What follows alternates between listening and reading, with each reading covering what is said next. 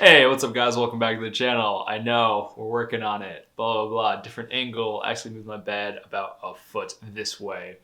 And it's kind of changing everything, but you guys don't need to know that. Also, thank you to people who watch these videos. Very few, but like I am so grateful that you guys find value in my rants. And somehow you guys manage to find it. So I do greatly appreciate it. I'm just going to keep doing this and we'll see where it goes, but zero expectations. It's just a great way to document my life and make sense of my life as well and create meaning and gives me the perspective to keep moving forward. And I know one day I'm going to be so thankful that I put these videos out there because it's a history or documentation of where I was, who I was at 24, what I sounded like, the way I dressed, my fashion. This is the embodiment of who I am in this current moment. So I'm so thankful. Today, we'll be talking about fear and how this has impacted my life and ways I deal with it and just the whole concept of fear. My honest thoughts on fear. I guess throughout my entire life, I've noticed and struggled with anxiety, and it always stems from the fear of this or that.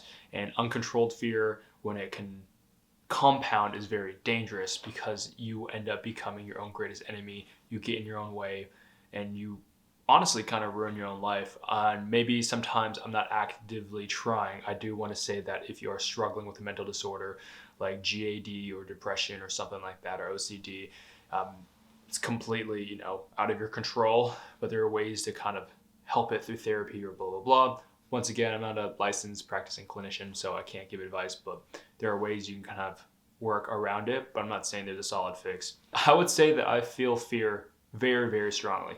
I would say more so than the average person. And for the longest time, this has inhibited my ability to perform in life and just live, right? Kind of fully live life according to your values. And I think it comes from when you fear a lot of things.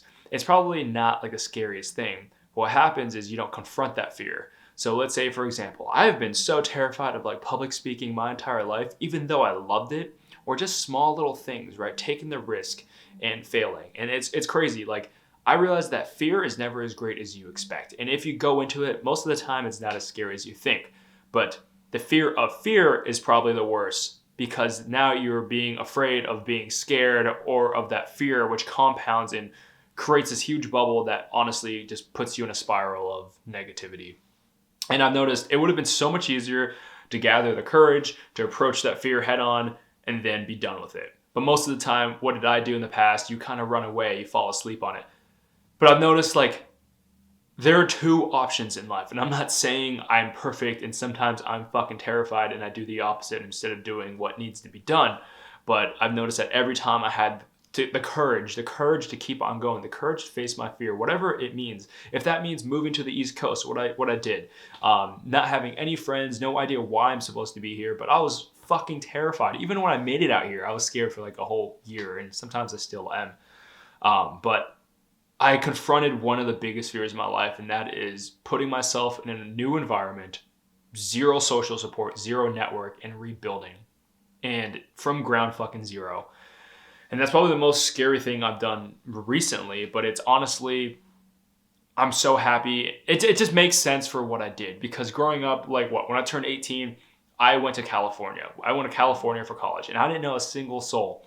And it was like the scariest thing at that time, right? You live and you grow up, and then all of a sudden one day you are just fucking thrown into this new town in college, not knowing a single person, new environment. And I remember how terrifying that was when I was just 18. I actually moved myself in the dorms alone because my parents were unable to. And I just shipped my stuff out and took an airplane and went to college and moved myself in. And that was like a really, really fucking terrifying experience, because think about it, everyone else has their parents to support them, and you're anxious and very, really nervous about everything. But here I am, was just alone.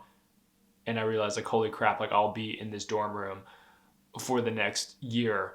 And I don't know the next time I'll see my parents until I go home. That was like one of the first times I'm like, oh shit, like I put myself in this situation. Like, why did I do this?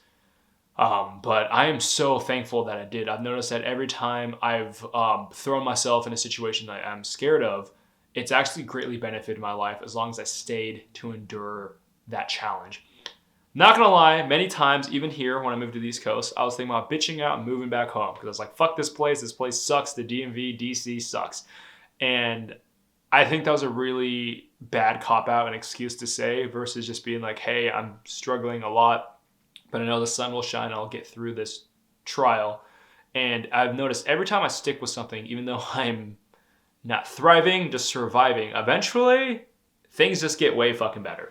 I've noticed that this is a pattern in my life. Because I'm so thankful I went to school in California. I've made lifelong friends and it has shaped who I am. Cal Poly, that university, San Luis Obispo, my college town, gave me the opportunity and space to really discover who I am, to really distance myself from who I thought I was back in Denver and gave me a fresh new start and was able to explore the creative side without any pressure and really kind of define who I am. And I don't think I'd be the man today if I didn't take that fear when I was 18. Another story, I remember I went to Spain my junior year of college, and this was kind of like the next step of my life. Like, think about it, like I moved to the dorms in California alone. I moved to fucking Spain for a semester to study abroad. And the thing about where I went to Sevilla, is they don't speak English. It's a very like legitimate like part of Spain. It's southern Andalusia. And they literally just speak Spanish, and they have a very like strange dialect. They have like a lisp. And I remember how terrified I was. I was like, all right, now I'm in a country where I don't even speak the language. And as an Asian American, they're not used to just Asians being around who speak fluent English. It's a different cultural value. In America, when you see an Asian, you can speak English, no biggie. But when you go speaking fluent English in Spain, people are absolutely shocked. They're like, whoa, what the fuck is going on? Really strange experience. But I remember how terrified I was. I remember I was sleeping in my flat. Like, holy crap, I'm literally like 4,000 miles away from home. That is correct. Wow. And I'm in this fucking country where I don't know a single thing. I was like, oh, well, I actually cried, I think, the first night. And then I am so thankful that I stuck it out. Trust me, I struggled for the first fucking month or 2 months. But eventually, I loved it. I learned to rely on myself. I learned to stand courageous in the face of fear. And the cool thing about courage, I hate the word bravery. Bravery is the denial of fear, and whoever is brave is completely faking it. Because the difference between courage and bravery is you feel the fucking fear. It's like you stand there, and you're facing it, but your legs are fucking trembling, you're shaking, you're shivering, but you're still standing there. And it's not pretty, it's not perfect, but you're still facing your fear and you're standing there. Bravery is saying, I have nothing to be afraid of, and it's like this denial of existence and life and reality. And I've always had an issue with that. I am not the bravest person in the world. I would say I'm very courageous, but that doesn't mean I'm fucking not terrified of life and a lot of things. I'm really scared of a lot of fucking things in life. But somehow I managed to pull myself through every single time. And I think that's one of the greatest skill sets I've ever learned, is that self-reliance within myself to be like, okay, if things are not perfect right now, but it will be okay in due time. I'm not saying it's going to be easy. It's probably going to be one of the hardest things I've ever done. Yeah, it's probably one of the hardest things I will ever do. And it's this one challenge after the next challenge after the next challenge. But the sun does come up. The pendulum does swing from hard times to good times. And that's just how life works. It's like once you max out this level of life, I feel like life throws you. It's like, all right, cool, level up, time to prestige. And then it's hard again. Because if life was just always easy mode, would you really grow? Would you really level up? And growth is so fucking painful. Everyone is always like, oh, I love growing. Growing is amazing. No, growth is so painful. And until you realize that, and it's different, right? You read all these self-help books saying growth is good. But growth is so painful because it's specifically unique to your fears and your sticking points. Whatever you find difficult, life will find a way to test you. And in the moment, you don't know what the hell to do because, having the answers to life is a great thing. But there's many times I've noticed in my life where I didn't have the immediate answers or the solution, and I just kind of had to wait on it and suffer. Yeah.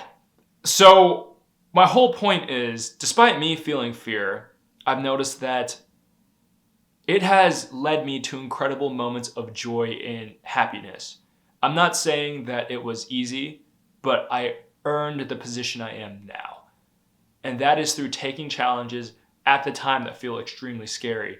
But as you look back 6 months to a year later, it looks so simple. It's like you become comfortable and you realize that decision is no longer challenging to you and you can do it again and again. I'm not saying to continually push yourself to the point where you know, you're just like fucking terrified and you're full of anxiety. Don't send it, right? Don't burn the boats, but take baby steps, take increments. And I've noticed that I'm okay. Even though in those moments of despair, you can look through my YouTube channel of when I moved to the East Coast, you can see me struggling. You can see me terrified. And I'm not saying that like, I'm not scared, still am, but it's been limited or reduced, and courage and joy has replaced a lot of that fear. And it's cool. If you have time, you probably don't. You can just look back through the titles of my channel to see ideas or things or concepts I'm struggling with. And that's the whole point of this video or this whole channel, is to track my growth and progress throughout life. And I'm not saying that I have all the answers now, but in this stage, I feel like my head is above the waters and I can finally breathe for a little bit, because I feel like the entire time I've been here has been just struggling to get some air. But now it's like I can breathe for a little bit and kind of enjoy the sun and the ocean, right? So this video is really off. It's a lot. But that is my honest thoughts on fear. It is the honest, disorganized, lo-fi vibe of fear. It's not organized, it's not pretty, but this is just my honest thoughts on fear.